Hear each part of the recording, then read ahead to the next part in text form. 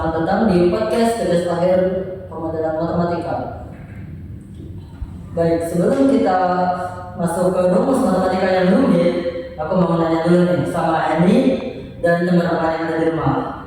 Bayangkan, jika sebuah rumah yang dindingnya dikikis terus setiap hari tanpa pernah diperbaiki, kira-kira menurutmu berapa lama rumah itu bisa bertahan? Wah, kalau digigis tanpa henti sih pasti ambruknya bakal jauh lebih cepat ya daripada perkiraan kita. Nah, masalahnya rumah yang dimaksud di sini adalah paru-paru hijau kita di Kalimantan Selatan. Nah, coba teman-teman tebak dulu di kolom komentar.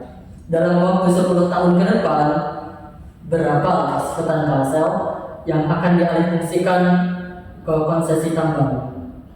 Tulis jawaban kalian di kolom komentar, karena kita akan bongkar jawabannya lewat matematika pada podcast kali ini. Itu artinya parameter kapasitas lingkungan atau carrying capacity kalau model logistik itu dia tidak bisa dianggap statis ya. Ya, betul sekali. Model logistik klasik Verhulst yang biasa diajarkan di kelas itu mengasumsikan nilai konstan berupa angka mati. Namun, karena aktivitas sektor pertambangan dan konversi lahan mengubah karakteristik permukaan tanah secara jangka panjang, asumsi konstan menjadi kurang realistis. Nah, kita harus memperbaharui nilai konstan menjadi fungsi dinamis linear kontinu terhadap waktu, yaitu K dalam huruf T sama dengan KO min NT, di mana K0 sama dengan kapasitas awal kawasan hutan sebesar 1.860.000 hektar. Lalu bagaimana bentuk persamaan diferensial atomnya secara utuh? Untuk menjelaskan aspek kalkulus dan simulasinya, mari kita panggil rekan kami Duan yang sejak tadi mengoperasikan kami. Silahkan masuk ke frame. Halo semuanya, saya Nirwansa. Jadi ketika fungsi daya ditampung dinamis tadi disubstitusikan ke persamaan utama, model kami bertransformasi menjadi sistem persamaan diferensial non-otonom.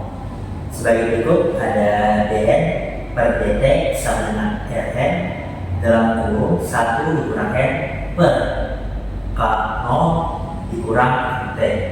Nah, sebelum kita melakukan komputasi, model ini dikunci oleh 4 asumsi teori seperti ini.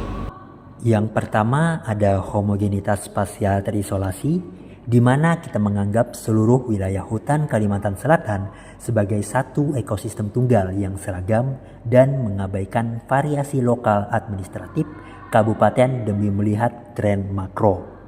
Kedua ada linearitas deforestasi berbatas absolut. Nah, artinya laju degradasi M bergerak konstan 40.000 H per tahun dan nilai K T dikunci dengan fungsi lantai kurang dari 0 agar terhindar dari kesalahan matematis atau singularity saat ruang hidup habis total. Yang ketiga ada laju pertumbuhan intrinsik stasioner, yaitu parameter R sebesar 0,06 dianggap konstan. Kemampuan biologis internal pohon sisa untuk beregenerasi tidak menurun, sehingga penyusutan murni ditekan oleh faktor eksternal penciutan ruang.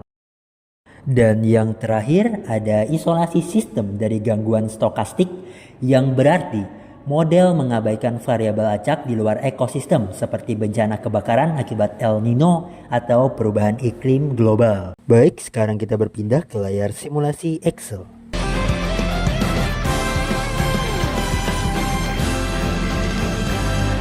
Ada Euler dengan langkah waktu 0,1 tahun. Setelah kami jalankan simulasinya, di tahun ke-10 alih fungsinya sudah sebanyak 400.000 hektar, sedangkan pertumbuhan hutannya ada di 228.963 hektar. Setelah kami melakukan perpanjangan simulasi, kami menemukan adanya fenomena hutan kepunahan di tahun ke-17 dan diakhiri dengan kepunahan total di tahun ke-47. melakukan analisis sensitivitas dengan meningkatkan nilai M sebanyak 20% menjadi 48.000 hektar. Maka fenomena kepunahan dimajukan menjadi di tahun ke-38. Ya, luar biasa sekali ya pembahasan kita hari ini. Kesimpulan dari proyek pemodelan matematika kelompok kami membuktikan secara kuantitatif bahwa kelestarian hutan di Kalimantan sangat dipengaruhi oleh konsistensi laju alih fungsi lahan tahunan. Model ini memperlihatkan bahwa jendela waktu pemulihan kita sangat terbatas sebelum ekosistem menyentuh titik transisi kritis. Ya, betul sekali Adis. Nah, oleh karena itu, rekomendasi berbasis data yang dihasilkan oleh model simulasi ini adalah pentingnya penguatan regulasi manajemen ruang, optimasi pembatasan kuota konversi lahan per tahun, serta akselerasi program reklamasi lahan pasca tambang yang efektif dan terstruktur. Nah, kembali ke tebak-tebakan teman-teman di awal video tadi, bagian menebak penurunan kapasitas daya tampung hutan kita setara dengan hampir 6 kali luas Jakarta dalam satu dekade. Analisis kalian sangat tepat.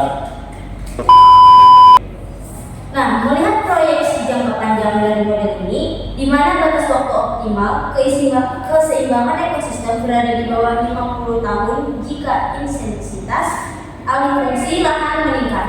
Nah, menurut teman-teman, strategi manajemen kebijakan seperti apa yang paling ideal agar aspek pertumbuhan ekonomi daerah dan kelestarian lingkungan di Kalimantan Selatan bisa berjalan seimbang secara berkelanjutan. Nah, yuk terus opini kalian di kolom komentar. Terima kasih, stay curious dan sampai jumpa. Belum ya?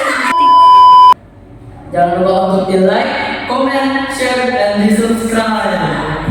Dukungan kalian sangat berarti untuk penilaian kelompok kami. Kami pamit undur diri. Terima kasih, stay curious dan sampai jumpa di video berikutnya. Bye bye.